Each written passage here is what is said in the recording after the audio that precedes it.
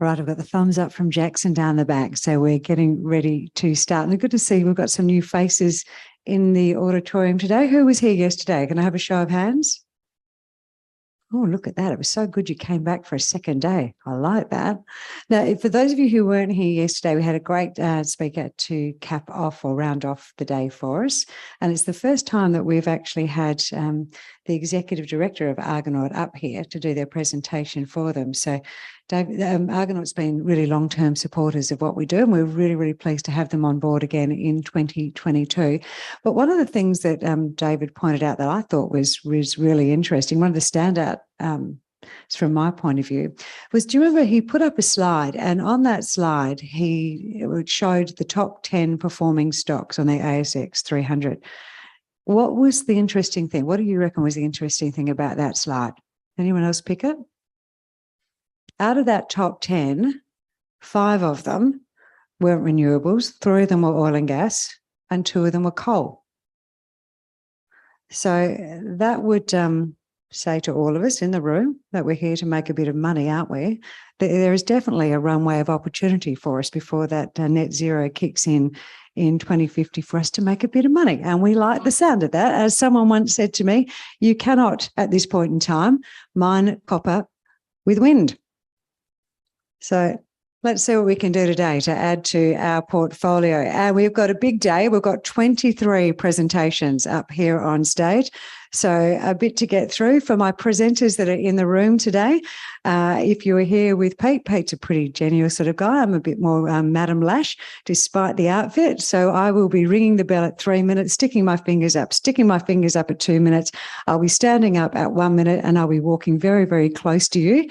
And as I said to the guys yesterday, there are no stairs on the other side of the stage. To those of you who are watching out in cyberspace, wherever you want to call it, wherever you are around the world, welcome. Thanks for being on board today. It's great to have your company as well. Now, the great thing about being here, of course, at the conference is we get the opportunity to speak to these people that are presenting. So if you like something they have to say, you don't like something they have to say, then go up and have a chat with them. That's what this is all about. And it's great that with the borders down now, we've got all these people flying in internationally and from the eastern. You. Right, let's get this show on the road. It is 8:56. We're supposed to kick off at 9, but the closer we get to Stewie's sausage rolls at morning tea, the better, so we can think about what we've got for investments. So starting us off this morning is a familiar face for those of you who were here last year. And in fact, his talk generated the most chatter on social media. So you were interested in what he had to say, and it went out there and more people were interested. So it was so good we've got him back again for a second year. Now, he is, if you haven't met this fella before, he's got a bit of a thing for the Perth Basin. It may be because he looked at his world as a geo and he thought, now, how can I get to work close to home? I know, I've identified somewhere that I can do my PhD on. So he did. And that little area, of course, is the Northern Perth Basin. Dr. Darren Ferdinando, would you like to come up and join us? So up he comes with us today. Today, his talk is going to expand on the myths of the Perth Basin, the myth conceptions, if you like, of the Perth Basin. To start off day 2, would you make him very welcome, please, everyone? Thank you very much, Chrissy. Look, I'd like to talk to you today to start off the conference with myths and misconceptions of the Northern Perth Basin. Perhaps what we should start off is, what is a myth anyway? So some of the more interesting definitions that I found up on the web was, the first one was a widely held but false belief or idea. Now, I'm not actually that sure that a myth has to be false. I always thought the best myths had a bit of truth in amongst them. So what I actually prefer as my best definition is, a myth is a misrepresentation of the truth. So I reckon we go with this one. So the first myth, number 1, the North Perth Basin is gassy. Now, what I have shown there in this nice big pie chart is the total recoverable volumes by phase in the North Perth Basin. 80% of the total recoverable volumes in the North Perth Basin are gas. The other 20% split between oil and condensate. So pretty much on a whole of basin basis, it's not a myth, it's actual truth. But there's always a lot more to it when you start digging in. Not all the plays are equal. And for those of you that aren't geologists, which is probably the vast majority of you, a play is something that kids do. But when you're a geologist, you're allowed to play all the time. And instead, a geologist play is a set of rocks of a certain age. And what I have here is a graph of, I've got on this y-axis, my geological age, and then my discovered volumes on the x-axis. We have a look at the top here, the youngest rocks, and I say youngest, these rocks are actually 250 million years old, so young for geologists, but not young for most people here. We see there is a decent amount of oil being found, especially in the Cockatoo Shale, but also about a third of the hydrocarbons in the Dongara sandstone are oil on a BOE basis, that's barrel of oil equivalent.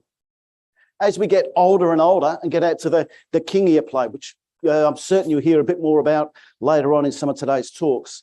But that kingier play is where the Waitsia, West Erregulla, South Erregulla, Lockyer Deep discoveries are all hosted.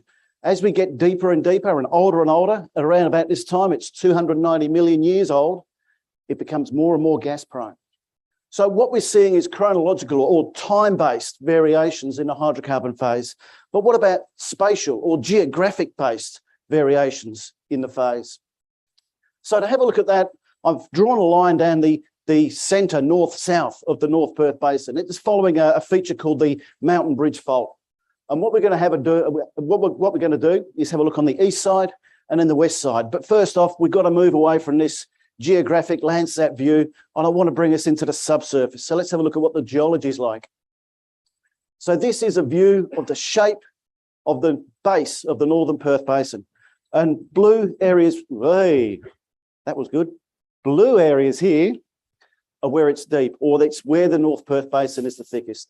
The brown areas, where it's the base of the North Perth Basin is shallow, so it's at its thinnest here. So what we're going to do now is have a look at what's happening on the eastern side in terms of the hydrocarbons. And what we see is it's not 80% gas. Out to the east of the Mountain Bridge Fault, it is 95% gas in terms of what's been discovered in the North Perth Basin.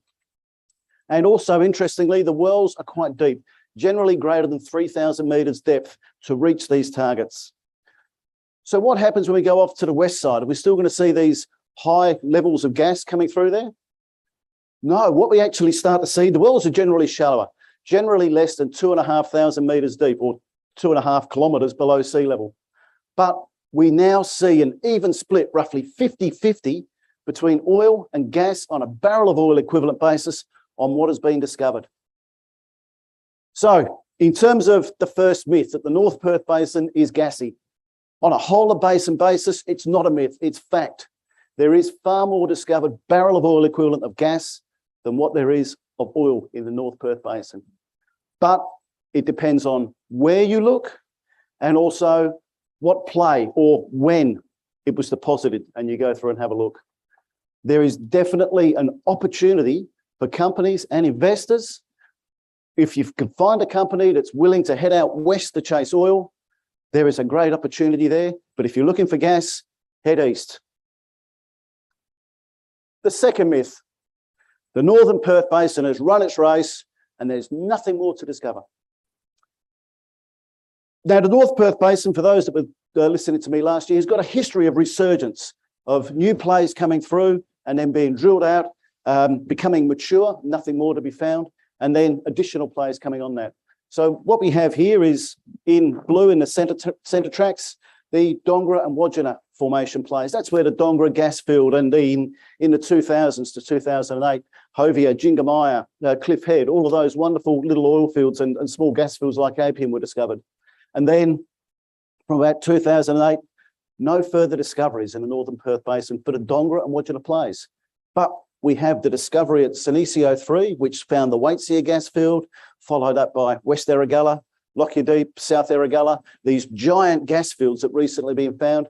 And we can see that suddenly this graph is shooting up with a different track, a different set of plays coming through. But this is all looking at what has been done. And the myth is about what's happening in the future. There's nothing more to find in the North Perth Basin because these explorers are really good and they found it all.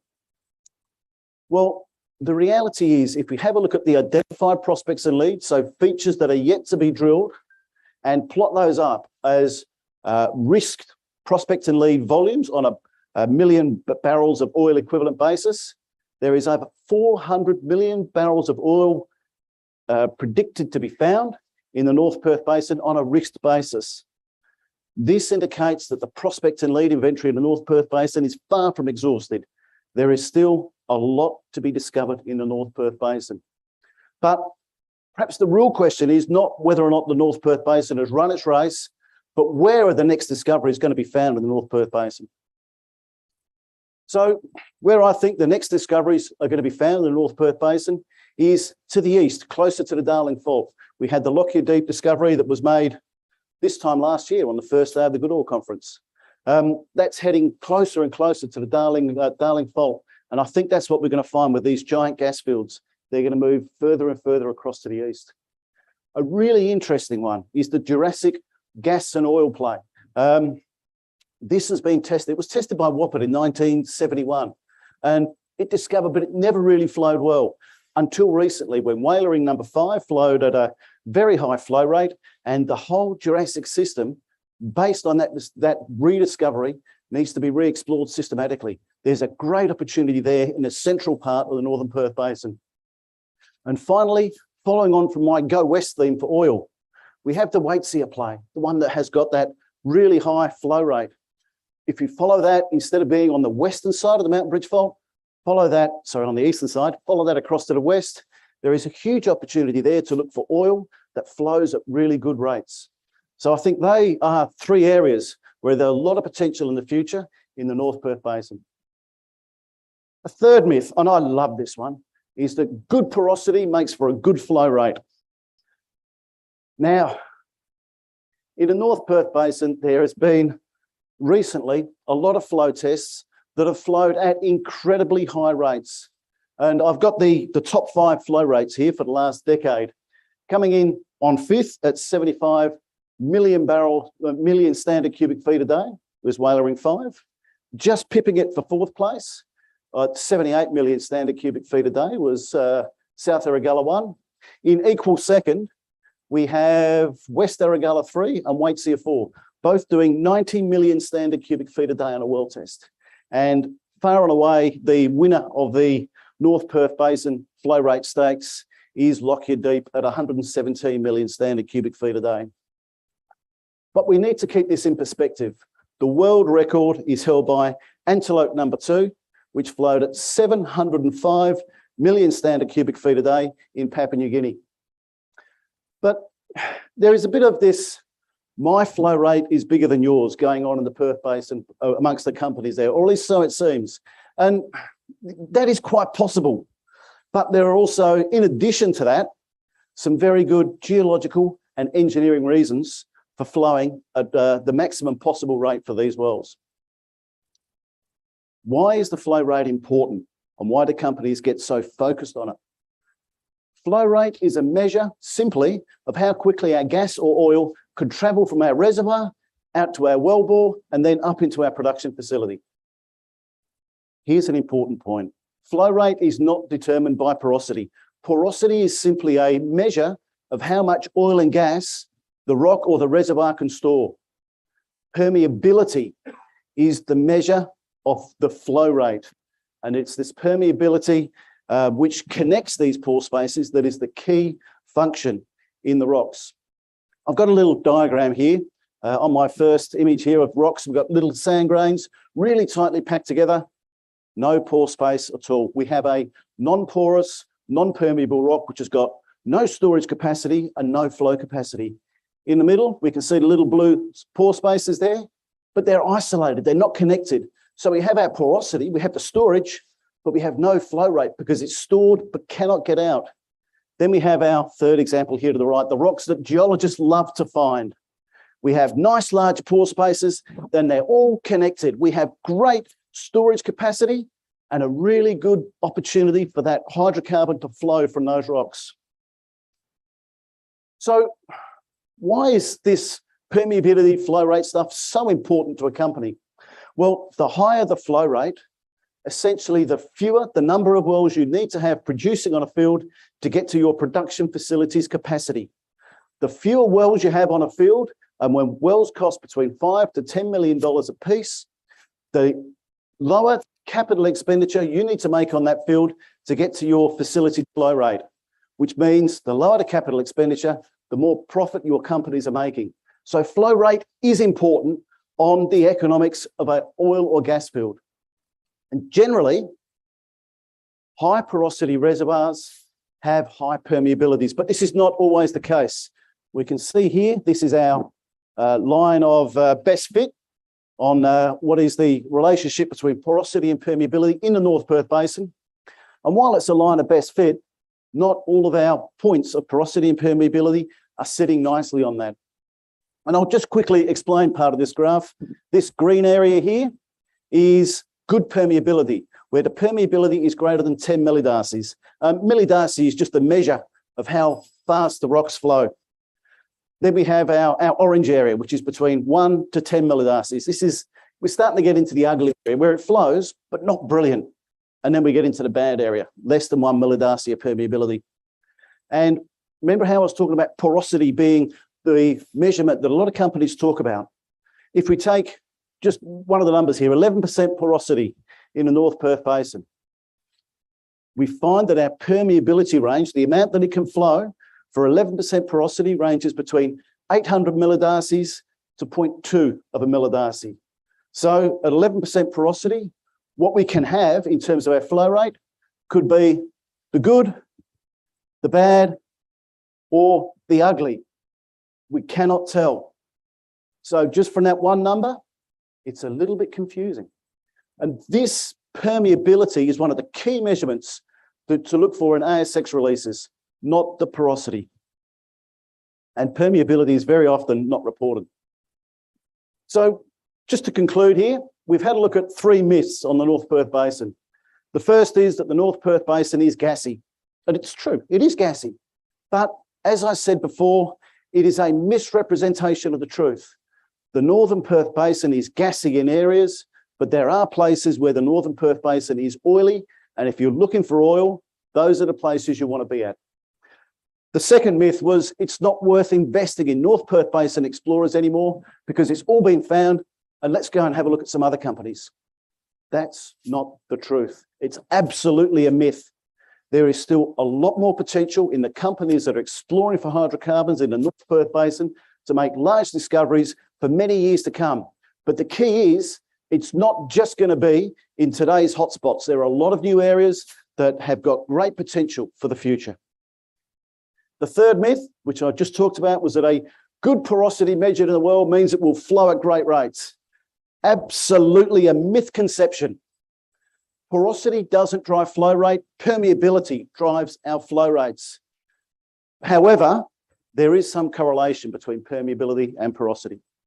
Look, I'd like to thank RIU for the opportunity to come back for a second year in a row. I really appreciate that. And I hope everyone here has a great day and you hear some really interesting talks on some great companies. Thank you, Chrissy. Absolutely brilliant. Thank you, Darren. Fantastic. Great start today too. I hope you enjoyed that, everyone, and got a lot out of it as well. Right, next up, our next presenter on stage won't be here on stage with us, unfortunately. He had a nasty little accident over in Texas. He has torn both of his biceps, not one, but both. It wasn't in an incident involving the gym.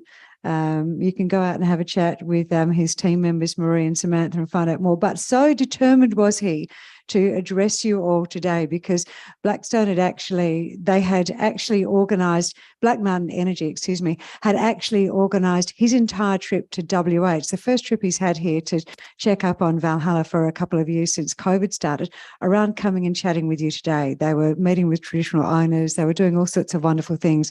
So he injured himself last week.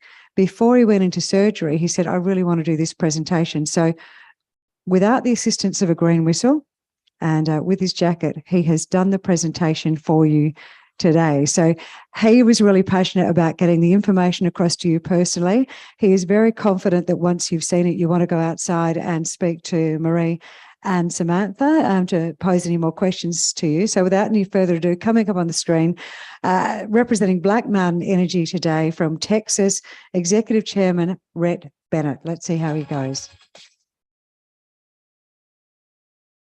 Good morning, everybody. Thank you for having me at the Good Oil Conference. I'm the Executive Chairman, Rhett Bennett of Black Mountain Energy, ASX listed BME. We shall quickly start with a list of disclaimers, as well as we'd like to acknowledge the traditional owners and the custodians on the lands on which we are meeting. So a brief background on Black Mountain. I started the company in 2007. We're based in Fort Worth, Texas. All of our Black Mountain organizations have north of 350 employees. We're active across the energy space within upstream E&P, midstream, oilfield services, frac sand mining. So quite entrepreneurial. We've built and sold 9 companies since 2007. We've deployed over $1.3 billion US within those ventures. And we have a really experienced upstream team. We've operated over 19,000 wells as a group, and our team has drilled and fracked over 3,000 wells. So very experienced. And over that time frame, we've transacted over $2 billion US across numerous transactions. So really experienced group. We're quite proud of our people.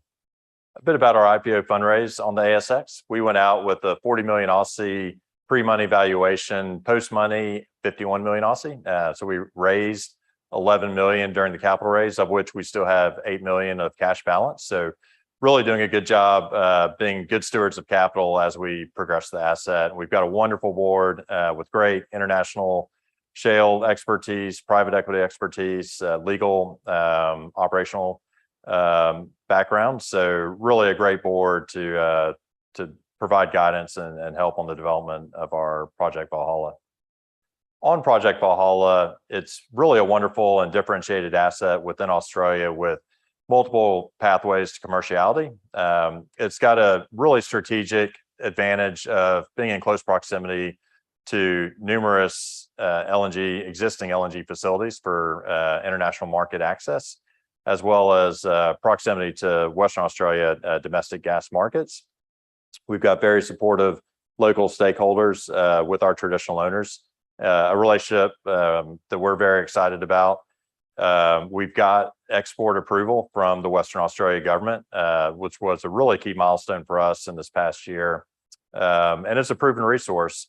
There's been wells drilled on the acreage with gas flown to surface. So really one of the things that excited us about the project was it was less of a exploration play and more of appraisal, delineation, and development, which really dovetails quite well with our skill set. And really some of the other aspects that were quite attractive to us, really one of the main criteria was just scale, and really feels like Project Valhalla will have the ability to be a significantly impactful resource for Australia. And lastly, really excited about the prospect of having environmental approvals complete in the first half of 2023. And with that, we'll be ready to develop the asset. So on Project Valhalla, on this slide, you'll see a map of the Canning Basin, and in purple is our acreage residing within the Canning, mainly over the Fitzroy Trough, which we think is really the ideal depositional setting for potentially a unconventional resource play. And within that, the Canning Basin is a basin-centered gas system. Our acreage comprises of about 1.7 million acres. So really large footprint, 1.5 TCF of contingent resource, and over 11 TCF of prospective resource. So quite large and ultimately a multi-decade asset that we get quite excited about. And on this slide, you'll see we have numerous pathways to commerciality with pre-existing LNG facilities within close proximity, as well as access to Western Australia domestic gas markets. There's the ability to build greenfield LNG. The size of the resource could certainly substantiate it. And ultimately, a balance of serving domestic Australian gas needs as well as having access to international gas markets to develop the size resource here, I think is quite important. So we get excited about what it can mean for backfilling potential shortfalls, as you'll see in the bottom left, for whether it's East Coast or Western gas markets, the ability to backfill those and ultimately deliver lower pricing for Australians, we think is quite important. So on the pipeline options as we consider today, coming from Valhalla, really kind of coming down the Great Northern Highway towards Port Hedland and Karratha, really feels like the natural pipeline pathway, and certainly what we've been progressing our early studies on. So with that, you really have the ability to access and connect several markets along the way, and that'll give you the ability to ultimately de-risk as you go to extend your pipeline to access larger markets over time. So right now in the field, we're conducting additional 2D seismic surveys, and this slide will show you a bit about where that work's occurring, mainly in the southwest portion of the DOL, really where you want to get increased visibility and a little more granularity on the subsurface image, and ultimately that'll help you with landing zone placement and really avoiding any structural issues that may occur. So defining that will certainly be helpful for our initial drilling program, and you can see on this slide how that activity will progress with our contemplated drilling locations. On our forward development plan, you'll see we're really coming up towards the end of our EPA review and approval, ideally occurring in the first quarter of next year, certainly in the first half. 2D seismic is going on in the field right now, as we referenced, and really then you're turning the corner and more getting into drilling, ultimately delineating the asset. So that'll be kicking off in earnest in 2024, and ultimately the regulatory approvals that we'll receive in the first half of next year will really allow us to carry that development over the course of the rest of the decade. So quite excited about, once we have that, the ability to attack the resource in earnest. This slide will show you indicative well designs. Initial appraisal will include vertical wells with some heavy science, and then ultimately kicking those wells out with sidetracks and testing 1 milers on horizontals early, and ultimately long-term development will occur with 2-mile laterals when you're in efficient manufacturing mode. Our milestone roadmap really shows the progression we've made to date, and really starting in 2020 when we were lodging our referral with the EPA, and really have made tremendous progress since then, including an IPO, including the existing seismic that's occurring in the field. We've received our export exemption, and really you're getting to the point where now the fun stuff starts, and ultimately with EPA approval in Q1 of next year, the next step is drilling appraisal wells, which will kick off in earnest in 2024. This slide will show you within our land holdings, our initial DOL and the dashed box of 900,000 acres. And within that, we already have ILUAs in place with both the Warralungu and the Unigora, and really excited about their support for the project and the ability for the project to bring jobs and economic activity to the area. So quite excited to have that embrace of the local population.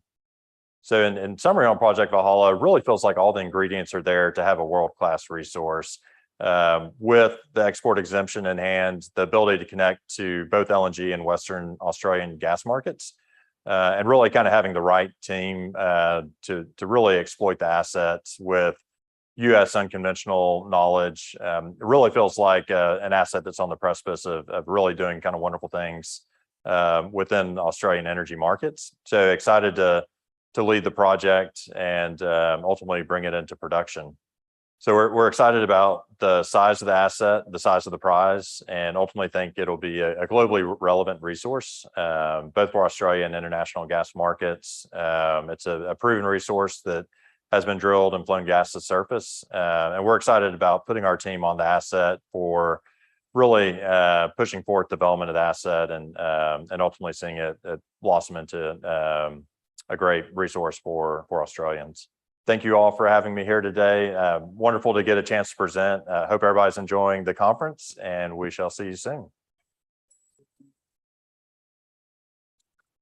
Well done. Didn't do a bad job, did he, for a bloke with 2 broken biceps under his jacket there? So he's really eager for you to get that information. And as I said, Marie and Samantha are outside at the booth, and they will have a chat with you and follow up any questions that you might have had. Next up, I've heard this clean energy producer that's about to take to the stage build as coming off a very low valuation. Pilot Energy. They're taking a lead role in WA's energy transition by leveraging its existing oil and gas assets to develop competitive clean energy through CCS, clean hydrogen and ammonia production, and integrated renewable energy generation. The gentleman here who's coming up to address us is Chairman Brad Lingo. Try and work out where he actually comes from during the course of this 15-minute presentation. Please make him very welcome, everyone. Thank you, everyone. As I have been out here since 1993, I tell everybody I'm from very far north Queensland. So it generally gets a little bit of a chuckle. And they say, well, your accent doesn't sound like it's changed much. I said, you didn't hear what I sounded like when I got here. I sounded more like Rhett. Well, thank you very much, and thank the organizers, RIU, and the sponsors of the conference. The pilot story is not about walking away from oil and gas, but it's or running away from oil and gas. It's actually walking towards the energy transition. And we're very much focused, all of our assets are here in Western Australia, and we're very focused on an integrated development project that we refer to as the Midwest Clean Energy Project. So our compliance statements, I'm just looking forward to these actually taking 2 or 3 pages eventually after the lawyers get after it. So our key messages, we're focused on that energy transition, taking our existing oil and gas operations, both production operations and exploration assets, to produce and supply low cost, clean energy. For us, has to be both low cost and clean. Carbon capture and storage is a main plank of our plan. And carbon capture and storage, CCS, is proven safe and effective. The Cliffhead oil field, as the centerpiece of that operation, is highly suitable for a low-cost, low-risk conversion from being a mature oil production asset in the offshore North Perth Basin into a significant CCS operation. We're aiming to convert Cliffhead into being able to permanently store, inject 1 million tons per annum of CO2 for over 25 years. CCS is the key enabler of producing low-cost, clean blue hydrogen. And blue hydrogen is and will remain for the significant future significantly cheaper than green. And particularly here in Western Australia, as you would all be aware, the headlines were in the West Australian early last week about WA having the lowest gas price in the world. Integrated blue-green hydrogen production generates significant efficiencies and material cost savings. That provides us with the ability to produce, take that clean hydrogen for clean ammonia production for export into the APAC region, which is growing quite significantly. And Pilot's Midwest operations are an ideal location for this integrated development. And with the Midwest Clean Energy Project, we aim to produce the lowest cost clean energy through CCS to clean ammonia for export.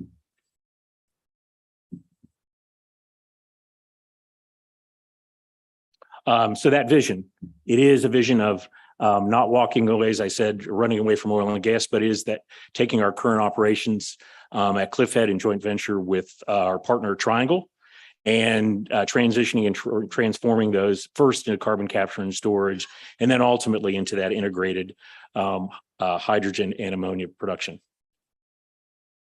So it is a 3-step process. And we're looking to have the carbon capture and storage project operational in the circa 2025 timeframe. And that's really a legacy, and the ability to do that is really a legacy about the way rock oil developed the field. What many people actually don't realize is that Cliffhead, if you read the 2004 field development plan, which is still the acting controlling development plan for the field, actually refers to the project being water flood right now, which it is. And that provides a very unique set of circumstances that we refer to as an incredibly data-rich environment that allows us to know exactly how a CCS operation is going to behave. 17 years of injection history. So focusing on the project, we are one of the first two, Santos being the first, Pilot being the second, to actually have gone through the SRMS system for storage reserves and contingent resources. So we did that earlier this year, announced those results in March through certification from our subsurface consultants, CO2 Tech, which are doing a brilliant job and assisting us with making, putting together our application package for NOPTA to get hopefully the first declaration of formation application and approval under the 2006 Act. To believe that or not, the legislation and regulations have been in place since 2006, and no one's yet made an application for either a declaration of formation or an application for an injection license. So that says a little bit about the regulator and says a little bit about us. So why CCS? It is a proven technology. It is safe. It has been operating safely for 50 years. In fact, the very first CO2 capture facility was an addition to the Val Verde gas plant in West Texas. And that plant still operates today, capturing and transporting for sale 500,000 tons of CO2. And the capital cost, believe it or not, of that capture, and you can go find this information on the Global CCS Institute website, was $27 million.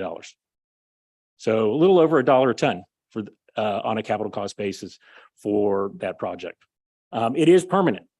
As I like to say, the Cliffhead Reservoir was a warehouse for oil for millions of years, and we're going to turn it into a permanent vault for CO2. It is commercial. As I said, it's been in industrial commercial use for 50 years. It is necessary. The IPCC has estimated that the energy transition will cost us 138% more expensive without utilizing carbon capture and storage. It is the key enabler of being able to produce low carbon hydrogen and ammonia. And that low cost, if we don't have to wear the sticker shock, or we have to wear a smaller sticker shock, there's going to be a more rapid adaptation and adoption of the new energy sources. And it is essential for difficult industries. So when we talk about, a lot of people refer to the Cliffhead CCS project as being a small project. These are the top operational CCS projects in the world. And I point out the Terrell natural gas plant is that plant that was first operational since 1972. And then you look at the Enid fertilizer plant, that was the first carbon capture off an ammonia fertilizer plant when operational in 1982. Those are still existing operations. And it actually means that our target volumes for injection at Cliffhead would make it a top 10 global project on the basis of current operations. So the development pathway, first and foremost, is focused on the storage reservoir preparation, which is to effectively produce out that last remaining bit of oil. And while we're doing that, we actually are creating accommodation space for future CO2 injection. While we're doing that, using the existing platform, the existing wells, as that production tails off, we move into facilities conversion. All of this work on the facilities, all the work on the reservoir preparation has been done by our feasibility team, CO2 Tech and Technique Genesis. And the work on the facilities conversion has been done for us through our feasibility studies by Technique Genesis. So we've actually done and invested in the hard work that tells us exactly what we have to do to implement this operation. Now, what's the social impact? At injection of 500,000 tons per annum of CO2, that's the equivalent of planting 57 million trees a year. And we're going to be injecting and storing CO2 for 25 years. I just don't think you can do that year in, year out, 57 million trees. So the follow-on stage with an operational CCS project, that enables us to focus on blue hydrogen production. That blue hydrogen production, this comes out of our detailed feasibility studies that we released at the end of March this year, at a high side price of gas in the North Perth Basin. And we've been told we know there's lots of gas that's already been discovered, and there's going to be a lot more discovered.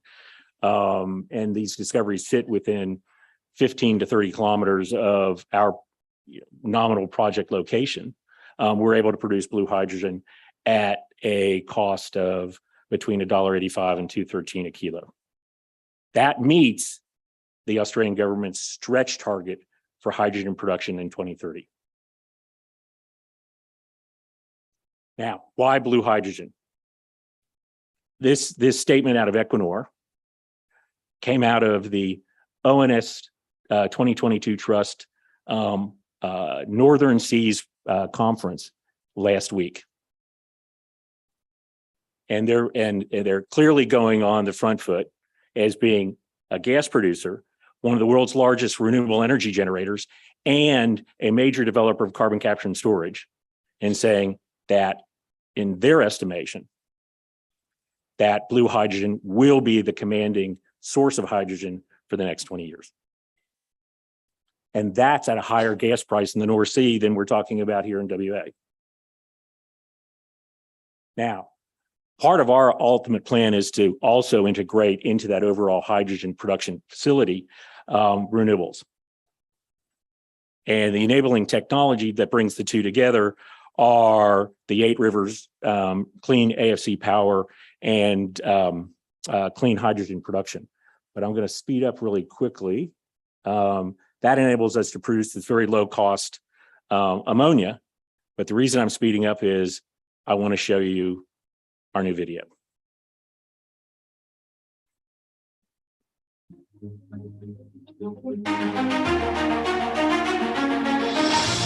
On the mid-west coast of Western Australia, approximately 270 kilometres north of Perth, an exciting new clean energy project is unfolding. ASX-listed Pilot Energy is focused on transforming its existing operations into the Midwest Clean Energy Project to deliver an integrated, cost-competitive clean energy solution. Through this project, Pilot aims to be a major contributor to reducing CO2 emissions in Western Australia and assisting Australia to meet its commitment to reduce greenhouse gas emissions. This transformation begins with converting the offshore Cliffhead oil field into a major carbon capture and storage CCS facility. This operation is expected to safely and permanently store over 1 million tonnes of CO2 emissions annually and operate for over 25 years, making the project amongst the 10 largest CCS projects currently in operation. Located 16 kilometres offshore, the Cliffhead oil field, platform and pipelines are owned by Pilot and its joint venture partner, Triangle Energy. The Cliffhead joint venture has been safely operating the offshore field and onshore plant since 2007. Recently completed engineering studies have established that the Cliffhead field and facilities are highly suitable for a low-risk conversion into a permanent CO2 storage facility. This conversion involves a straightforward repurposing of the existing platform, wells, pipelines and onshore plant to use the established oil reservoir for permanent CO2 storage. The Cliffhead storage reservoir is located under a thick regional rock seal, approximately 2 kilometres deep beneath the ocean floor, which has been a warehouse for oil for millions of years. Approaching the end of its life, oil and water production will continue until the startup of CO2 injection, when all oil production is expected to end. Located in Australian Commonwealth waters, the Cliff Head CCS project has a clear regulatory pathway for approval, and the process to secure the necessary permits and approvals has commenced. Once approvals have been obtained, Pilot will begin preparing the existing reservoir for CO2 storage and upgrading the platform, wells and pipelines for CO2 injection. Onshore, Pilot will construct a purpose-built CO2 aggregation hub, which will receive captured CO2 emissions from multiple nearby sources for injection and storage in the offshore reservoir. Providing over 1 million tonnes per annum of permanent CO2 storage is the equivalent of planting over 100 million trees each year. Pilot is also exploring the potential to provide an offshore CO2 receiving facility, capable of receiving CO2 directly offshore from conventional CO2 carriers. This would enable the project to provide permanent CO2 storage for CO2 emissions from major industrial facilities in southwest Western Australia, as well as from other sites across Australia. The Cliff Head CCS project aims to be an exciting new clean energy development for Western Australia and a major contributor to reducing Australia's CO2 emissions.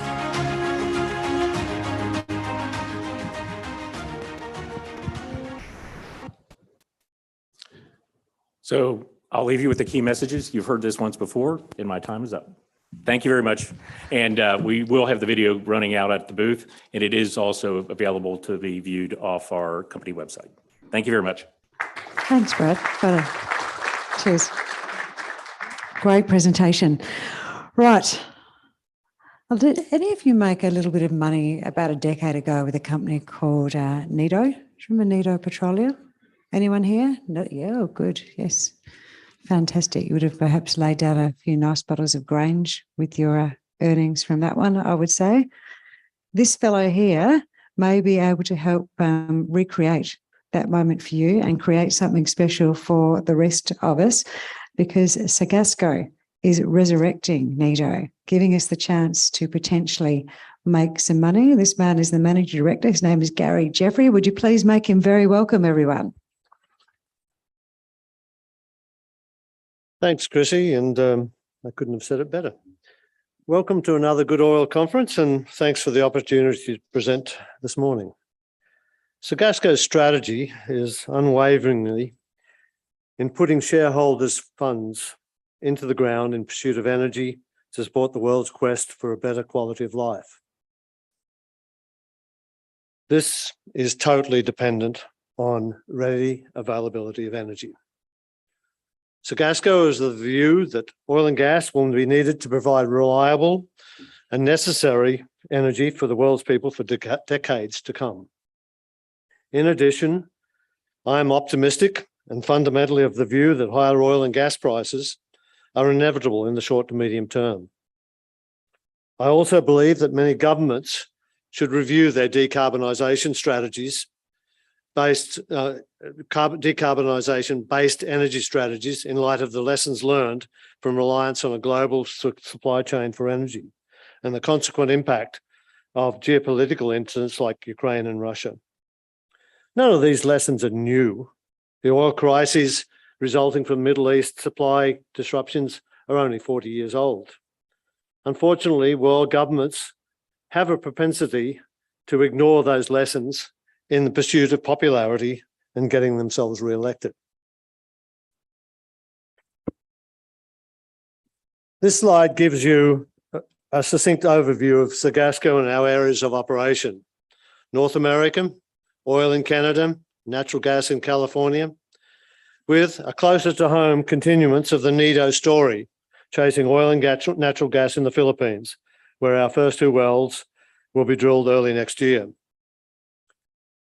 We're a small company, proudly living on the smell of an oily rag and nimbly seeking out overlooked opportunities in a contrarian manner. Today, I'm going to concentrate my presentation on the newest area of opportunity and growth for us, the Philippines. All of our directors have a long and close history with the Philippines. Bill Ashby is currently sailing up the coast of Palawan right now and will be resident in Manila going forward. My involvement goes back to 1973 when I was mapping what became the Semperguida discovery out on the Reed Bank in the West Philippine Sea. And Andrews goes back to the early 2000s. On top of that, we have a good local team led by Anthony Ferrer in Manila. So to quote the newly elected President Marcos on the future of the Philippines, he said, "I'm not here to talk about the past. I'm here to tell you about the future. A future of sufficiency, even plenty, of readily available ways and means to get done what really needs doing by you, by me. We do not look back, but ahead, up the road that we must take to a better place than the one we lost in the pandemic. A stronger resilience, quicker adaptability. They are the Philippines, best prevention. They are the Philippines' best protection." We strongly identify with those sentiments as the Sacgasco way. Sacgasco sees its role as an enabler in a new chapter in the Philippines oil and gas story, or the new chapter in the NIDO story. Sacgasco is pleased to enable the NIDO operations to continue in a seamless manner, as practical, and with a renewed sense of urgency. And I repeat that, with a renewed sense of urgency. The Philippines has a new government that has signaled that it recognises with some alarm the enormity of the energy problem. A lot of governments recognise that now. And that even large, rich nations, with their emphasis on decarbonisation, do not have all the solutions to the energy problem. The Philippines government recognises that the single most important energy supply, or their single most important energy supply, the Malampaya gas field, is depleting. The lights may soon start going out in the populous Luzon Island, and particularly Manila. And billions of dollars worth of infrastructure may lay idle in the not too distant future unless they get on with solving the problem locally. Sacgasco's assets are in Malampaya's backyard. Sacgasco NIDO can play a key part in the Philippines' energy supply solutions by realising the Philippines' energy resources.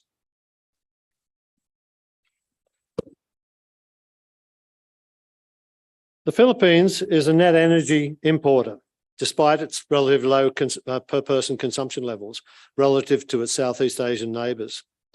The country produces oil, natural gas and coal. Geothermal, hydropower and other renewable sources also account for a meaningful share of electricity generation. I've chosen on this slide a few of the key phrases from the new President of the Philippines' recent State of the Nation address, and I've chosen those to demonstrate his government's support for our efforts in the Philippines. The words in yellow talk about natural gas, and the focus on near the Malampaya field are particularly apropos, as that is our backyard. The comments about national security and national territory are also very important in the context of the territorial claims covering the West Philippine Sea, west of the Palawan. Sacgasco's main goal is to unlock the stranded value that is sitting with long neglected resources in the Palawan Basin. Sacgasco's priority is to conduct infield activities leading to oil and gas production, and in doing so assists in meeting the Philippines government energy roadmap goals of greater self-sufficiency. A moot point is, does the Philippines have the assets and processes to achieve their energy goals and at the same time reward Sacgasco investors for their contribution? Philippines has among the best service contracts terms in Asia, and they've shown themselves to be practical managers of their country's resources in the past, and we expect that to continue at greater pace into the future. The early production phase involving extended well tests compensate the contractor, us, for taking a risk to determine the likely economic outcomes from oil production, particularly in smaller fields. Sacgasco Nido is developing alliances with Blue Sky Resources and its associates and other service providers in the region. These service providers have been selected because they're adept at small field developments.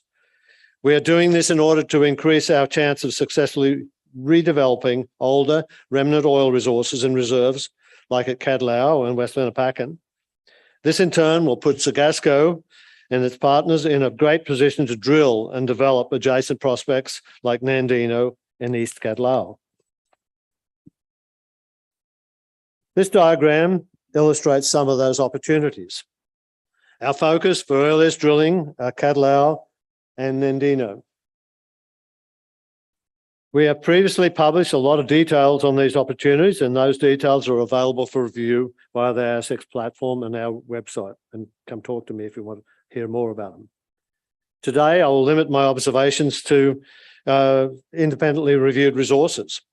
The Cadlau oilfield redevelopment with gross contingent resources of 6 million barrels of oil recoverable on a 2C basis. And at the Nandino prospect, is it exploration or appraisal? Given that Sacgasco will be drilling the Nandino Nido limestone reservoir closure up dip from oil discoveries at Tindalo, McCaul, Nido 1X1 and North Nido.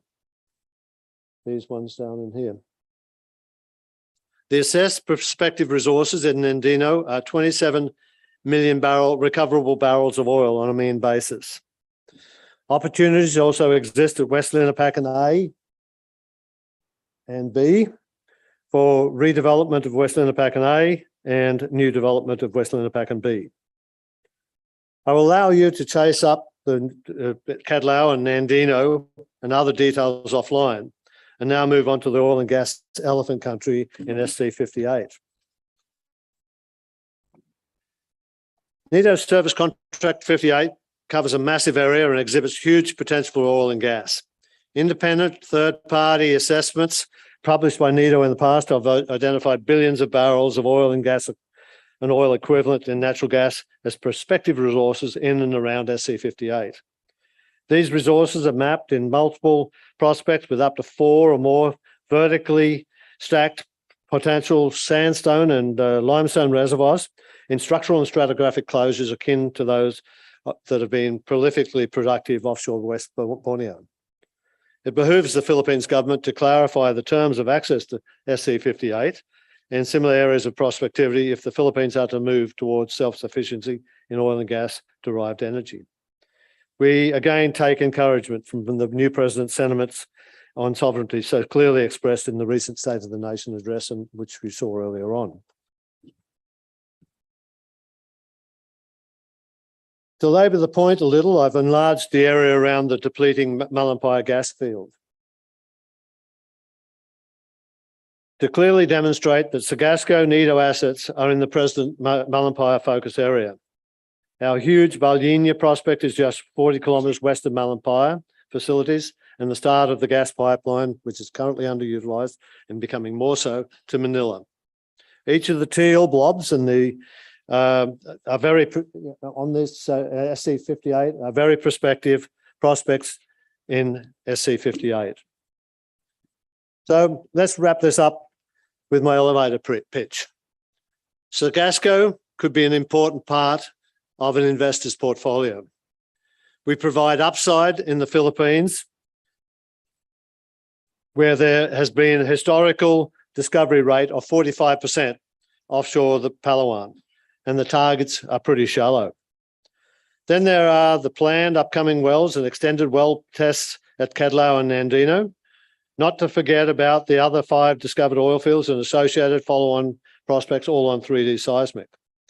And the Elephantine prospective resources in SC58, with too many zeros to count on my hands, are very, very prospective.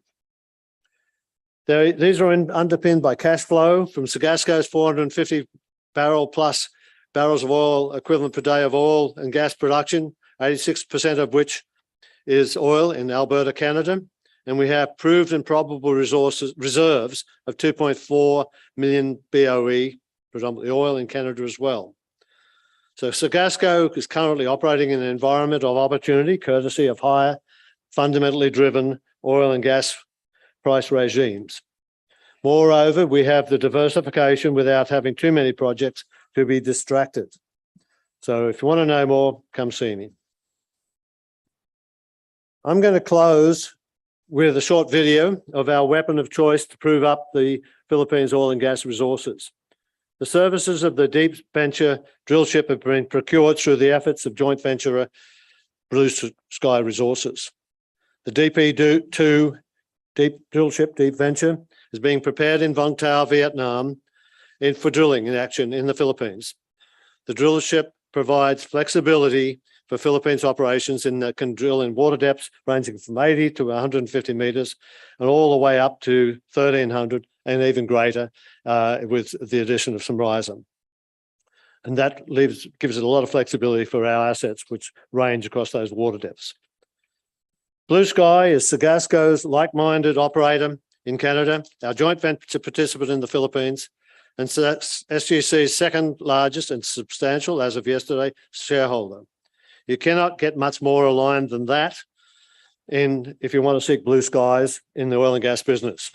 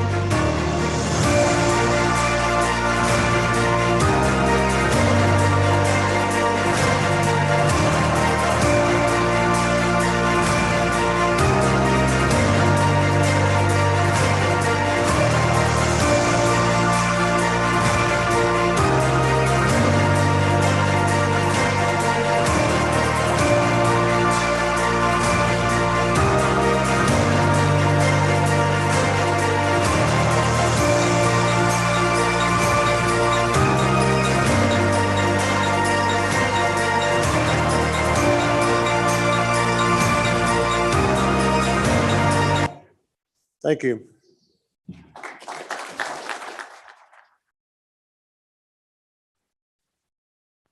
Interesting, isn't it?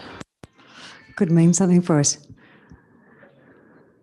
I should have reminded everyone to turn off their phones on the way in today, and I didn't, so my apologies. If you can turn your phones off, that would be great. Next on stage, next on the RIU stage, we're being joined by a man who's going to tell us a little story about a world-class asset that's currently entering uncharted waters in a desperately energy-hungry environment. Nick de Blocq has travelled from his base in South Africa. So passionate is he about this to talk with us today. Let's give him a really warm welcome as he joins us to tell us why we should join him in his passion for the potential of Kinetiko Energy. Please make him welcome. Well, thank you. I find myself in uncharted waters, actually being the only person in the room without an accent this morning, but let's see how we go. Actually, it's a nice balance right now, isn't it? I think the Springboks and Wallabies have won a game each in the last 2 weeks. Let's see if you can hold your own in the next couple of weeks against the All Blacks. Go for it.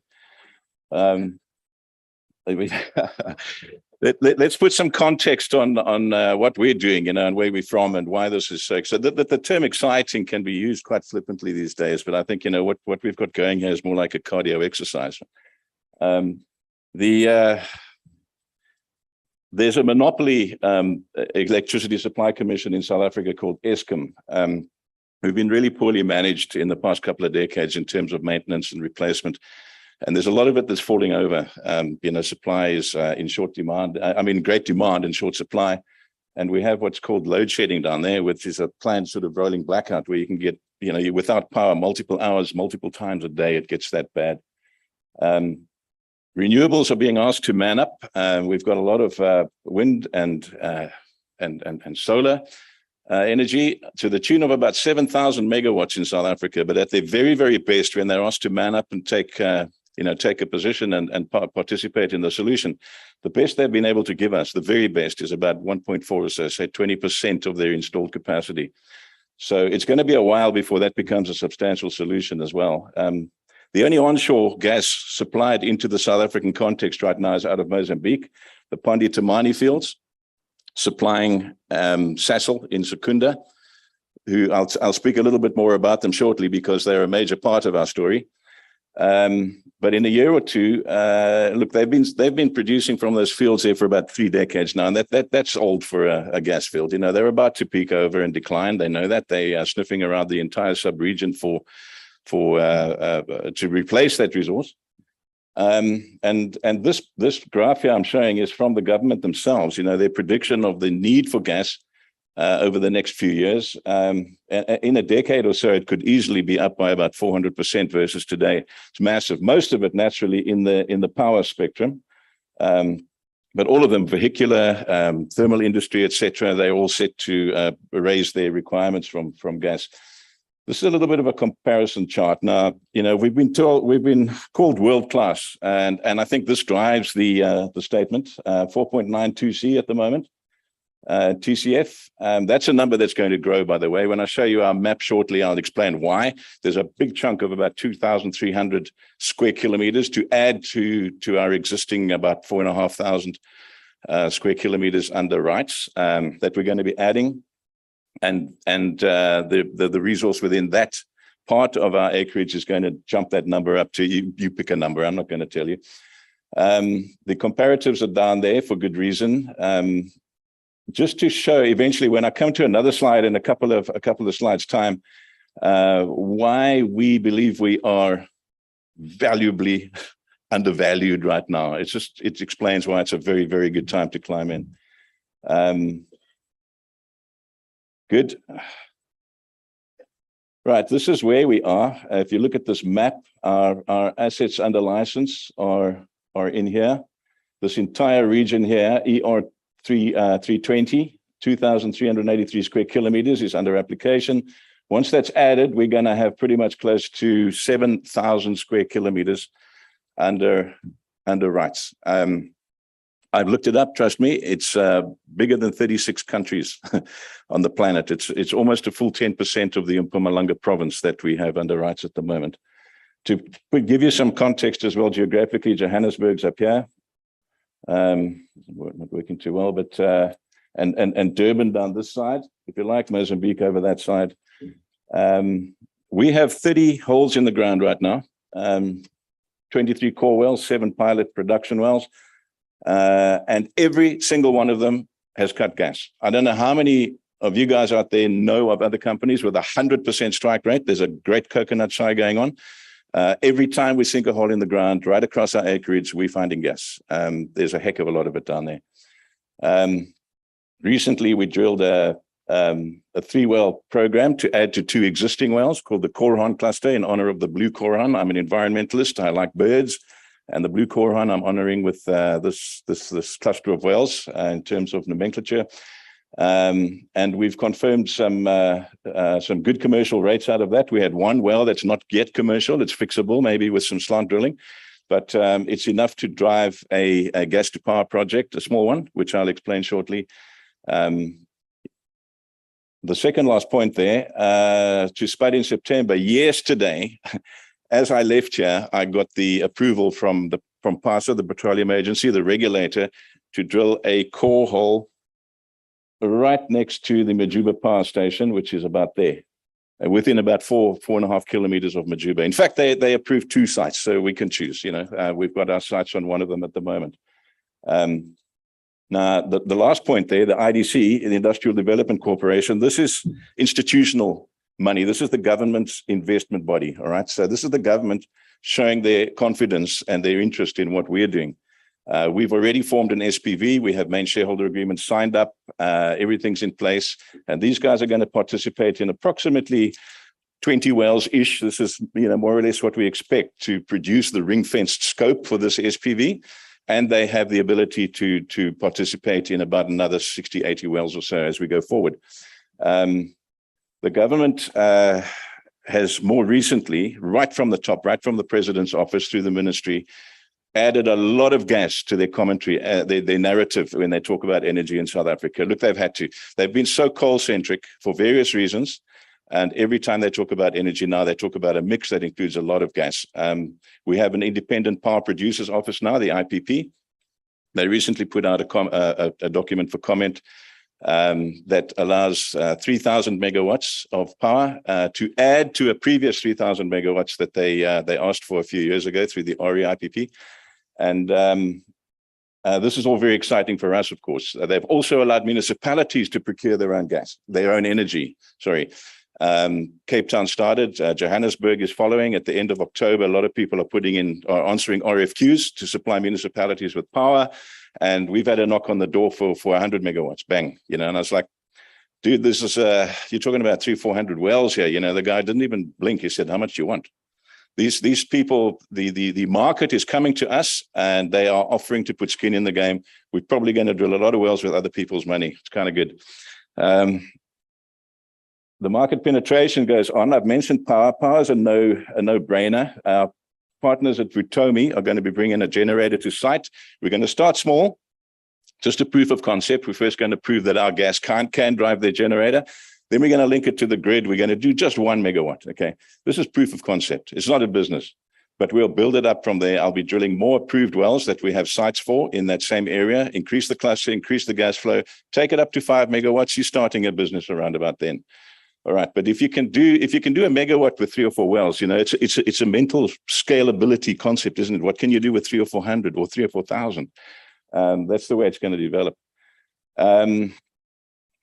We've been, of course, approached by a lot of people in the LNG game, desperate for the gas for their thermal industry clients.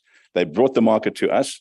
They are willing to put money in all phases, upstream, midstream, downstream, bring the infrastructure to us, and they just want our gas. I have what I call a nice problem. It is a problem, though. It's a nice problem, but I have this burgeoning production environment going on. It's actually, you can see it hopping from outer space, and I've got this exploration effort that we need to do to catch up with the product, with the production, with the market, and it does take money. Obviously, we got to get holes in the ground. So what are we doing right now? Obtaining maiden gas reserves. So it's a natural progression from the resource. We're getting reserves. We've engaged with Sproul already. We're expecting a report at the end of October, early November, perhaps. That'll just be the startup, and that's based entirely on but one project, which is the gas to power I've talked about already with Vutomi. The exploration continues. I've got 7 wells to drill during the rest of this year. 7 holes, I'm sorry. There'll be core holes. Starting immediately with spudding within days near the Majuba power station. And three in each of blocks 270 at the north, right next to Sasol's Secunda plant. And in the south, where we're expecting deeper geology, it all dips as you go south, and we're getting another 200, 250 meters out of our wells. By the way, the average pay zone that we're cutting per well that we've drilled is over 100 meters. That's pretty cool. We are merging with our current partners in South Africa to become the 100% owner of the rights holder, which is Afro Energy. Everything is concluded. All the regulatory stuff is in hand. We have signatures from the minister, from the Reserve Bank, from Revenue Services, and it's only stakeholder approval required, which is a formality. Our chairman, Adam's going to be calling a meeting in the near future. So yes, we obviously are in a great position to help the decarbonization efforts in South Africa. ESG, wow. As I've said earlier, I have an environmentalist hat on my head at the same time as a gas man's hat. The two are not in conflict because we're doing it all correctly. We have a great supplier in the form of SLR who keeps us honest, keeps us on our toes, reports the environmental aspects of our operation to pass it to the regulator. We all have a great relationship. We all have the same ideals. We are not a fracking company. We are getting our gas out of shallow sandstones, not deep shales. The geology doesn't allow for hydraulic fracturing. Our agreements with the landowners are packed with environmental obligations, and we keep every one of them religiously. Localization too. I'm a great believer in those who know me in South Africa know me as a promoter of localization, local content, local procurement, right down to the farms where we're working on. If we need gravel, we need plant, we talk to the farmers first. We talk to the local communities about commodities, about security services, about transport, about everything that we can get from them locally. We go ahead and procure as local as we can. It also gives me a good reason to be a rand-based cost company. Look, this is dated last Wednesday. The chairman and I went to Sydney last week, and when we came back, this was almost double. This entire top line here was almost double. We bounced off about 11 or 12. It's been a little bit of selling. We settled back to about 9 odd cents at the moment today. You'll have to look. I'm not sure. Market cap goes up to about 60 from 40. It's all good news. It's all good direction. This graph is going to look very different if we were to put it up, to replot it today. The problem, before you start shouting at me, what the problem is, the cash in the bank, it's reasonably low. That's being solved as we speak. And by the way, it's going to be solved with South African rand. We have substantial parties in South Africa that are ready to throw money into the bank for us to help us to get these wells in the ground that we have to do for this exploration effort to catch up to the demand for the gas. You can come talk to us a bit later about that if you like. The chairman and I will be at the booth all day. And as we close off, just the line items that we intend to do in the next few weeks and months. This is not years, this is weeks and months. As I've said, the exploration, we've got the wells to do, the core holes, I believe. The gas to power project, the generator is going to be arriving on site pretty soon, and we're going to start this proof of concept. The merger completion, I've explained, we're taking over, we're absorbing our partner company in South Africa. We're going to own the asset in South Africa 100% as Kinetiko Energy. The reserves growth, naturally, our maiden reserves are being worked on right now. We're evolving. That's just the first of many. Every time we sign up MOUs and gas sales contracts, the renewals are going to show step increases in our reserves. The IDC showing the government confidence in what we're doing. They're putting money in so we can get holes in the ground. They're going to get some of the production, or by all means, no problem. And this is all going to happen, as I said, probably within the scope of this year. So I don't know if I'm in time, out of time, but we're actually right on. Read that at your leisure. And there's my blue Quran. I had to show him to you. Thank you. That's your birds that you're passionate about, correct? Go and have a chat with him afterwards. Good bloke. And then ask him about his former singing career at pubs as well in South Africa. Not just birds, he's got some hidden talents. Right, analysts have touted our next junior gas explorer here at RIU, one of the better energy companies on the East Coast. McCaul is Managing Director of Comet Ridge, and he's here to provide an overview of Comet Ridge's Mahalo gas hub and its significance to the East Coast gas market. So you got to watch those South Africans. You want to take our 40 bits and then take our clickers. Right, so you got that? So we keep hearing that this gas shortage on the East Coast is going to persist. So is Comet Ridge going to be a long-term prospective opportunity that you're going to want to add to your portfolio? Would you make Tor very welcome, please, everyone? Thanks, Christina. Morning, everybody. Just before I start, we are in a trading halt for fundraising, and the only way I can come up here is I've had to promise my COSEC in blood that I'm not going to say any more than that. So we'll just focus on the business, and we'll just let the the fundraising go through the halt today. So just before I start too, I'm one of two people here from Comet Ridge. Sean Scott's here, who's one of our non-execs. Sean's also chairman of Noble Helium, so you'll hear from Noble Helium later. Sean, some of you or a lot of you will know from his days as CEO at Arrow. So if you can't grab me and you want to talk Comet Ridge, Sean's here as well. So I've only got 10 slides on Comet. I've got 2 on the market, which are sacrificial. I think everyone here knows what the East Coast market's doing, and if we don't get to them, we don't get to them. Just to sort of set the scene, the light grey boxes here are the petroleum leases. This is where most of Queensland's gas production comes from. Arrow, Santos, Origin, APLNG, QGC. Our position at Mahalo is just north of that area in the orange. I won't talk about Galilee today in the northwest. That's a separate topic for a separate time. It's got very large potential, but our focus at Comet Ridge is squarely on bringing Mahalo into production, and I'll run you through how we plan to do that. Normal disclaimer about forward-looking statements and past performance. In terms of highlights, probably the biggest 3, I'll let you read some of the slides, and I'll concentrate on the maps and just to hit the highlights. But probably the biggest 3 things we've achieved in the last year or 2, we've managed to have APLNG Origin exit our Mahalo project. They were, amongst the 3 parties, them and Santos and Comet, they were the most covered for gas. They've had a purple patch with gas production. Our concern was that they may push Mahalo FID back. We went to them in the depths of COVID and started talking to them about buying them out, and that whole process took about 2 years and 3 months, and we settled that on the 28th of June. The second piece that's been really significant for us is the Queensland Government had the kindness or the good sense to award us 3 blocks across the north of the Mahalo JV block, which we bid at 100%. So strategically, Queensland Government really helped us to cement our footprint and expand our footprint, and I'll show you a map on that. And the final thing that's really significant is in one of these blocks, these 100% blocks, we drilled a well in October last year. We completed it in December. We started pilot testing in January. By April, we were producing gas. We'd started to dewater it effectively, and we recently just shut it in as it passed through and went past 1.7 million cubic feet a day.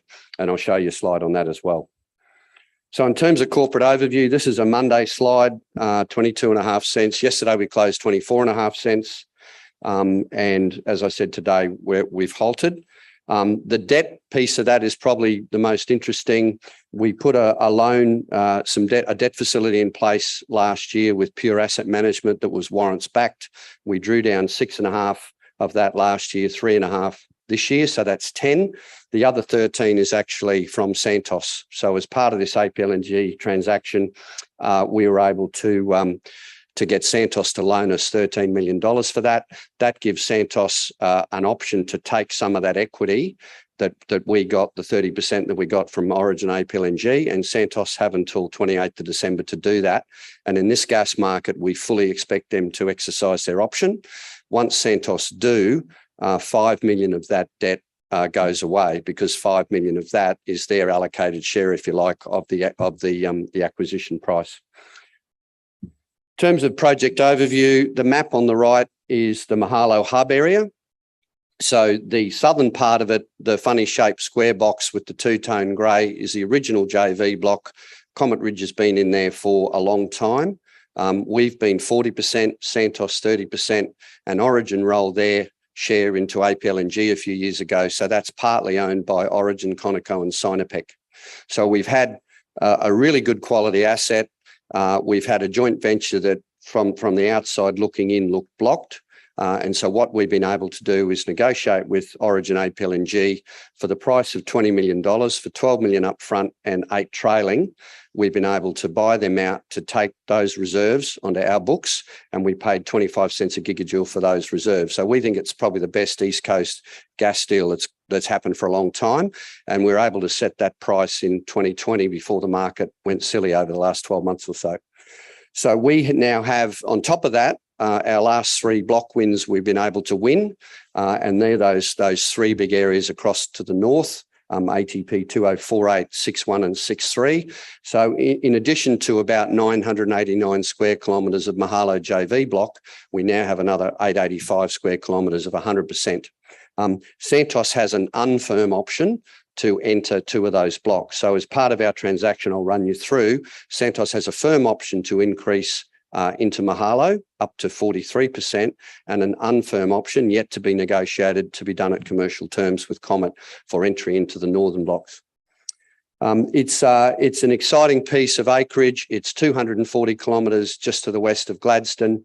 It's got a 6-inch small diameter line just to the west of us.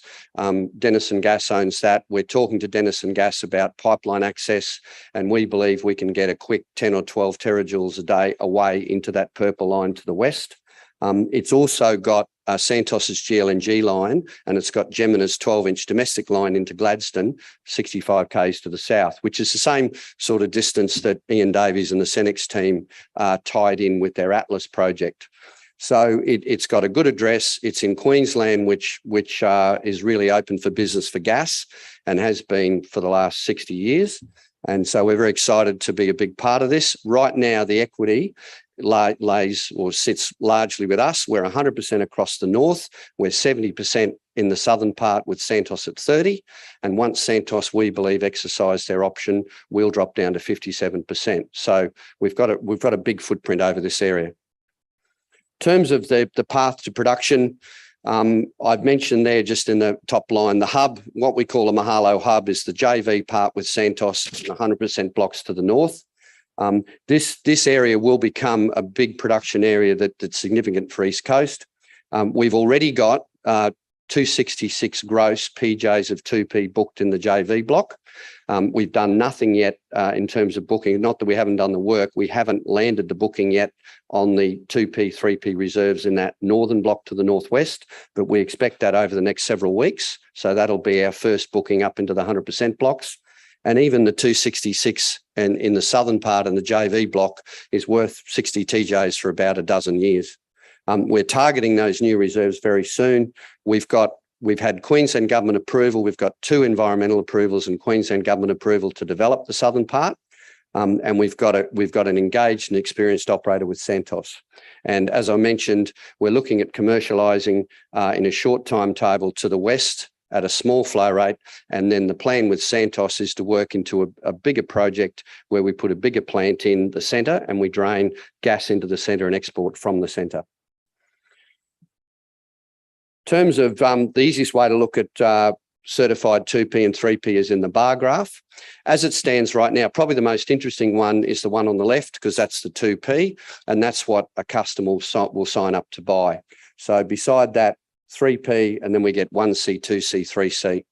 So the top of the bar graph right now is what Comet Ridge physically holds as a 70% holder. The blue piece is the piece we expect Santos to take before Christmas time when they exercise their option, and Santos will move up from 30 to 43 and we will move down from 70 to 57. That's the firm option 1 that Santos has. Any further movement for Santos beyond the 43% or any movement into the northern blocks is yet to be agreed and negotiated on commercial terms. So what you see there is just in the southern JV part, for Comet Ridge at the moment, 2P plus 2C of a little over 400, and we fully expect that to drop to about 330 when Santos exercises, and then we'll be looking to add to that over the next several weeks where we start to book 2P and 3P up in the northwest. This is probably one of my favourite maps. This is our high quality fairway in the green. The Mahalo JV block is the southern part. The new blocks we've won are the northern part. Two out of 3 of these northern blocks, we actually wrote to Queensland government and asked them to gazette. And so they were put in their routine bidding rounds. We first won the northwest block, and there's no information really available on who else bid. But if you round up the sort of scuttlebutt on the streets of Brisbane, we think there were probably about 10 bidders for that northwest block. So we were quite pleased to win that. We then subsequently, the year after, went and won the next 2 blocks further across to the east. And the far east block has been cut off. It runs a long way north, but for the purposes of the fairway, we've cut that off. So the green high quality fairway is effectively, the mining analogy is the high grade ore area. It's where the coals are less than about 350 metres deep. And that's where we've put pilots. We've got really good results on pilot testing, and we've got high flow rates. And I'll show you the Mahalo North well that we've just drilled is these two little dots here. We also had a successful pilot about 4 kilometres away at Mahalo with the JV, and we had another successful pilot at Myra, and the distance from Myra to Mahalo North is about 15 kilometres. So we've established a good size sweet spot. Myra itself was the highest flow rate in the hub or in the area at 1.4 million scuffs a day. We've just exceeded that with Mahalo North at 1.7, and I've got a flare photo coming for you. So that's really where we want to play. There's a lot of gas in place to the south of us in these PCA areas. In these potential commercial areas, there's a lot of gas in place there. It gets a little deeper and tighter, and the development for them will be further out into the future, where we look at triple lateral wells. You drill a trident well or a well that looks like a chicken foot, get 2,000 metre sections in each path, and you end up with 6,000 metres of coal in the well. So even the tighter stuff can be really effectively drained if you make the well big and ugly enough to do that. The last point on this, I guess, is that this is a very friendly gas in the ground in terms of H2S with none and CO2 at less than 2%. So we've got a gas stream that we can bring to surface. We don't need any fancy metallurgy. We don't need stainless. We don't need amine, or we don't need to remove any impurities. We simply dehydrate this through a glycol tower and it goes in the pipeline. So very, very simple to process. That's a flare photo. I was out. They don't let me out on the well much because I tend to tinker with things, and so I'm sort of being banned from that a little bit. But I did take that photo a couple of weeks ago. That was getting towards 1.7 million before we shut the well in. You can see water tanks in the background. We think this is a world-class result. We went round the board and the senior team at Comet Ridge, and there's a lot of accumulated experience in CSG there back to the 90s, and none of us can remember a single pilot well like this producing at this sort of flow rate. There are pilots that produce these rates. We managed to get 1.4 from Myra, but it had 4 vertical wells around that had been helping dewater and drop the pressure in the seam. This well's done all this heavy lifting all by itself. So we've sort of jokingly started to call it the unicorn. It exists in mythology only. But it's a great result. The modelling we did last year showed us it would do this. We were able to remove enough water to get this sort of flow rate, and the water was doing exactly what we thought it should do towards the end. You start with high water rates. Very quickly, as the gas rate comes up, the water rate comes down. That's the well we drilled. We drill the vertical first. We do all the evaluation in the vertical well. So we take coal to the lab. We run our logs. We run technical people. We run MDT, Schlumberger's MDT. So we get perm and we get a sense of what the quality of the zone is. The scanning log tells us big, fat, wide open fractures. We then move the rig 440 metres. We drill the first lateral. And then we pull back and we drill the second. So we've got almost 1,900 metres of coal in that well. And this is the development style. Work out your fracture direction, get perpendicular to your fractures. There's no other stimulation. And we were losing 102 barrels an hour while we drill this towards the end. So this is very permeable coal. The point here is that had this had some friends, if it had nearby wells dewatering around it, as you would in development, it would have done this, would have done higher rate, and it would have done it quicker. In terms of the JV project, we've talked about that. This is the firm option that Santos has to go from 30 to 43%. There's yet to be negotiated options beyond that and entry into the northern blocks. Santos are very commercially engaged to actually lend us $13 million. We're quite pleased that they plugged into the project. And also in that Southern JV block, we've got reserves in place. We've demonstrated flows. We've got our approvals, and really it's now just roll through FEED and go to FID next year. Just 2 slides to finish on the market. The ACCC publishes these regularly. I think we all see them. The short story is that there's a gap. And someone's going to need to fill that gap. We think Queensland's the place for it. Victoria seems to have a formal moratorium. New South Wales seems to have an informal moratorium. Northern Territory seems bureaucratic to us. Queensland, we can get stuff done very quickly. And then last one is pricing. If it'll go, yeah, this is another ACCC slide. It shows that prices are up. I don't think any of us expect them to stay this high forever. They will come back a little bit, but I think structurally, the gas market on the East Coast has shifted. So thank you very much. Cheers. Thanks, Tom. Bit of a hard one today to do that presentation. I'm going to ask Darren a question. You mentioned unicorns. What did you say about myths? Yeah, look, you do find them occasionally. And unicorn whales are wonderful things. That's what Wake Series and Comet Ridge have got one as well. That came from you, not from him. Okay, good. Actually, I'm going to talk about you again with our next presenter too, because something you said there, it's your little, we're going to your little world of passion to round out this. You'll be very happy down the front here. So we're moving to the Perth Basin. So our final presenter in this first session of day 2 has been very, very busy since December last year. Lots of coverage, which may explain why so many of you have packed into the back of the room for this particular session. There was a very interesting development in the last few days, which some of you may choose to take advantage of after this presentation. Stuart Nicholls, do you want to come up and join us, sir?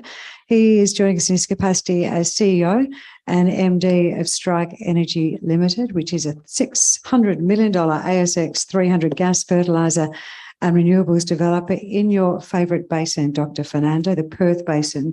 The reports will tell us its run of recent success is brought about through its mix of assets, people, strategy, and culture. Perhaps something to round off your list of potential investment opportunities this morning. Please make him welcome. Sure. Hi, everybody. And as you heard in the very kind introduction, Strike is a ASX 300 listed net zero 2030 integrated gas, renewables and fertiliser developer. We're in the Perth Basin.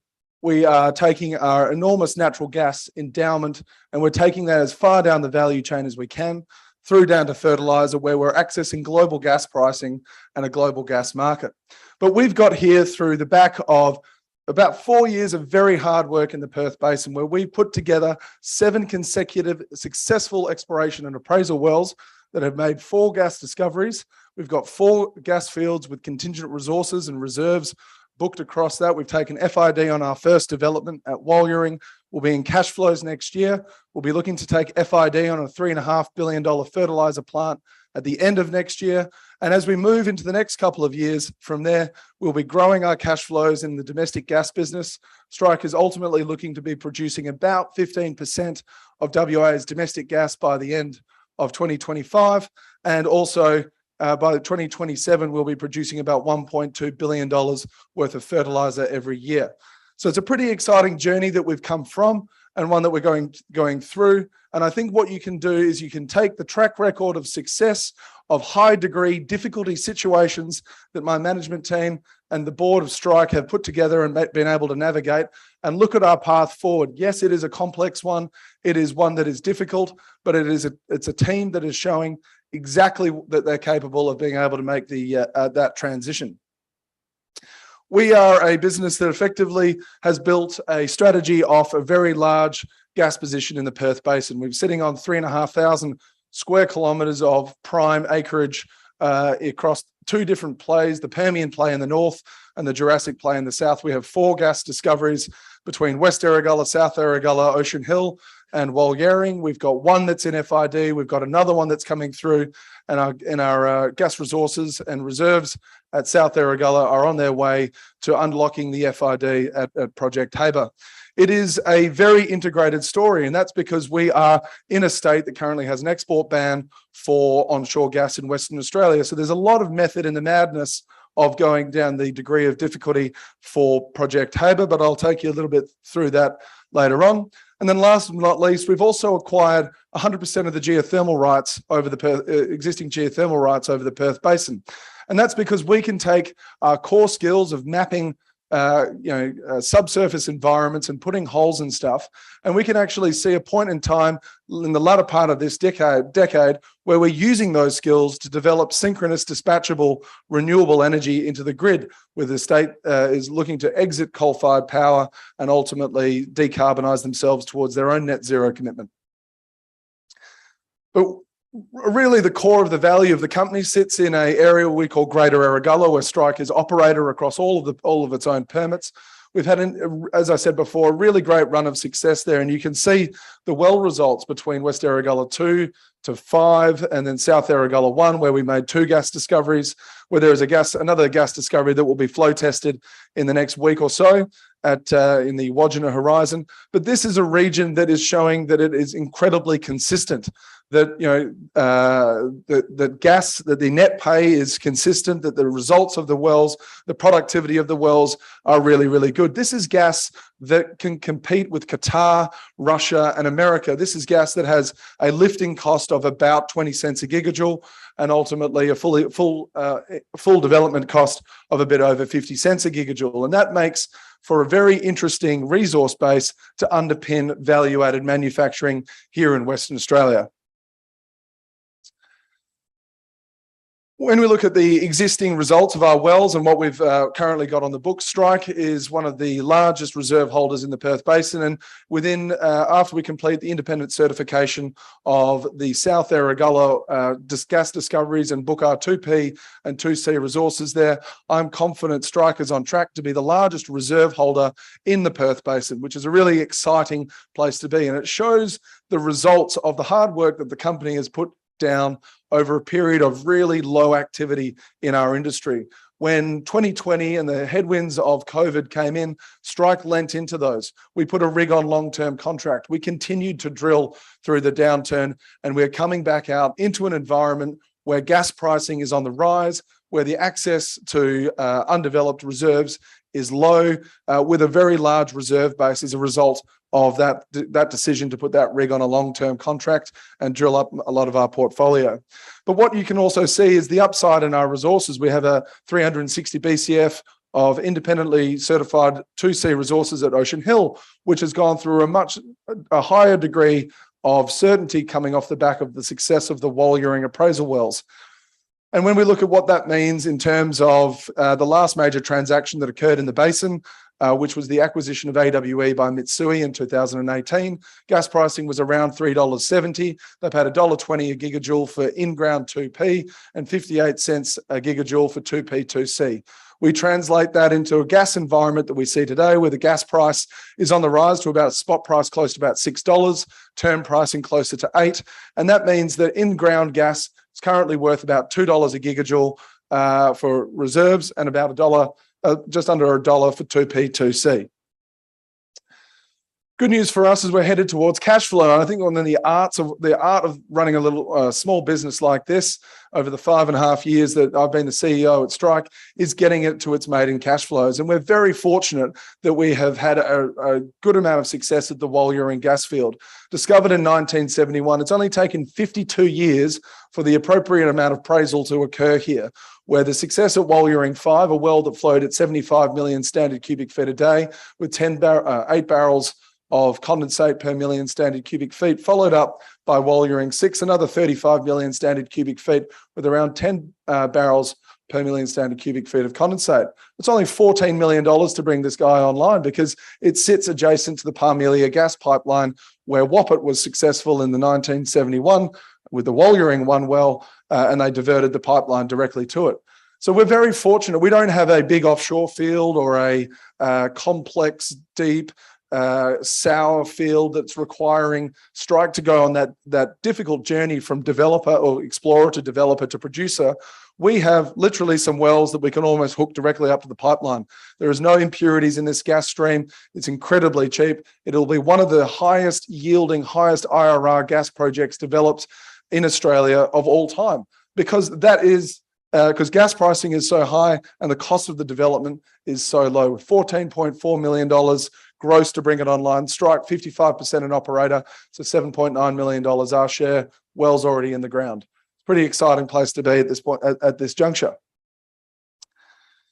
And because we've had this success in our gas business, we're able to sort of look a bit beyond that. One of our core cultural focuses is how far into the future we are willing to look. We have gas fields that have 10 to 20 to almost 30 years of life to ultimately deplete those. Relying on gas markets as you know them today is a decision fraught with difficulty and monetization options late in that period of time.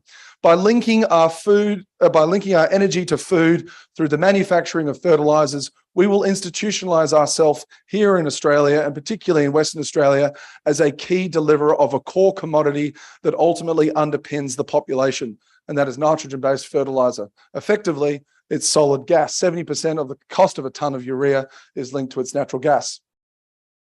But why are we doing it? We're doing it for a few reasons. We're currently in a state where there is an export ban on onshore gas. And so we're using our integration into fertilizers to access a global gas price market. Urea is priced predominantly linked to its natural gas feedstock. And you can see the bar chart on the right-hand side, the difference between spot gas pricing, term gas pricing in Western Australia, and the 3.5 times uplift you will get if you turn your gas into urea. You'll get gas pricing that's equivalent to about $36 a gigajoule Australian. It's not quite the 60-something dollars you'd get in the spot market if you had turned it into LNG, but it goes a long way. It also means that we don't have to deal with the cartel of buyers in Western Australia and also the cartel of suppliers. 85% of Western Australia's domestic gas is produced by 3 companies. 85% of WA's domestic gas is bought by 8 companies. If you are relying on 3 decades of gas to be monetized into a market of that size and shape, it is fraught with difficulty. You will always be a price taker, never a price maker. And by virtue of accessing urea markets, we are accessing a larger, more flexible market where we can link our natural resource endowment to international pricing. We can also use our carbon in the manufacturing of urea. We can take a TCF's worth of gas and put that carbon into a value add. It's not an offset, it's not an emission, it's not a cost, it's not a byproduct. It is actually a value add to our natural gas that ultimately leads to reaching that pricing outcome. And the last one, which is also something to point out, we will be building the largest hydrogen producing and consuming facility at Project Haber.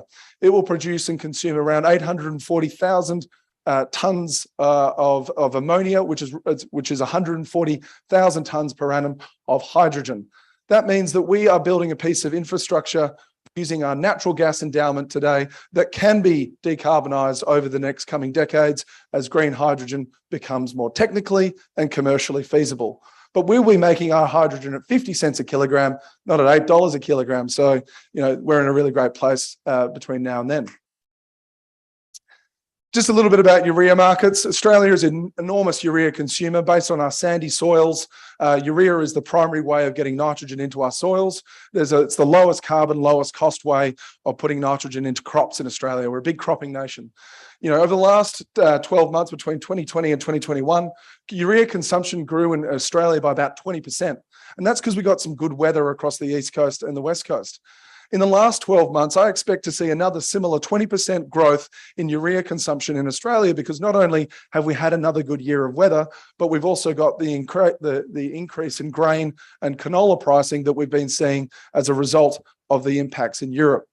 Those impacts in Europe have actually had a 30% decrease in the seaborne availability of urea. And just like anything made of gas at the moment in the international space, urea pricing has gone through the roof because it is effectively solid gas. And finally, in a normal year, we would attack about 25% of the cost of a tonne of grain and about 54% of the carbon associated with a tonne of grain here in Western Australia, because we are domesticating supply chains, we're using great technology, and we're using low impurity adjacent natural gas in WA to make our urea. And we're doing it on a piece of land that we just acquired, 3,500 hectares of land in the Midwest. It's an area we now call the low carbon manufacturing precinct, because not only is it host to sitting over the top of 65% of the South Erregulla gas field discoveries and polygons, but it also it owns a piece of the ridge line, which is 30 kilometres inland, 300 metres elevated, and is host to most of Western Australia's top performing renewable assets. It's actually some of Australia's top performing renewable assets. So we've got the ability to take 70 megawatts of gas-fired power out of our urea plant and displace it with some of Australia's top performing renewable energy, all in our own asset base. We're using the Midwest not just as a great place for gas and for subsurface results like in our geothermal, but we're also using the natural renewable endowment that land comes with. Here's a little layer cake you can see with the fertilizer plant sitting above that, the gas field sitting below, a sequestration reservoir that we've recently discovered and appraised as well. We're doing some work on the storage capacity there, and the wind farms sitting on top of that. But lastly, there is method in the madness. The West Australian government's last piece of last clue that they stuck out in front of everyone in August 2021 around navigating the export ban and getting an export exemption in Western Australia came from the downstream opportunity study. That study, which was produced by ASL Allen and then replied to by the West Australian government, effectively said those gas suppliers that support the creation of downstream manufacturing facilities in Western Australia should be able to access export capacity. And there is the clue. Fundamentally, if you think about the Northwest Shelf, it consumes about 3,000 terajoules a day of gas and employs around 114 people on the plant. Project Haber will consume 73 terajoules a day of gas and employ 300 people every day on that plant. These are job-creating pieces of infrastructure, and this is what the state government is trying to get us all to do. So with that, thanks very much.